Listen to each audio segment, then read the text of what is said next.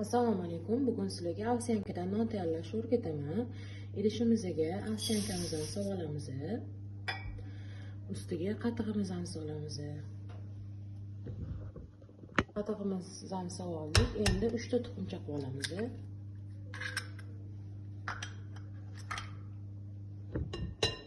Tuxum chaqib oldik. Tuz solamiz.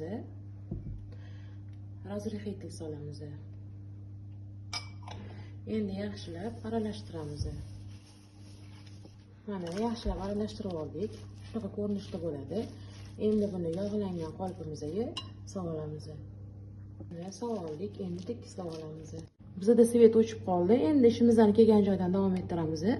Ustiga kunjut sepib, qizib turgan duxovka pechiga 180 gradusga pishgunicha jo'natamiz.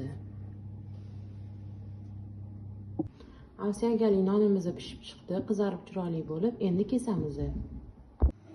Mana nonimiz juda ham mazali, sochli, yumshoq bo'lib pishgan. Bu nonni ozvatganlar, qandli diabeti borlar tayyorlab yesa maqsadga muvofiq bo'ladi. Nonushtada, ovqatda, non o'rnida iste'mol qilinadi. Videoim manfaatli bo'lgan bo'lsa, yurakchani qizartirib qo'yinglar.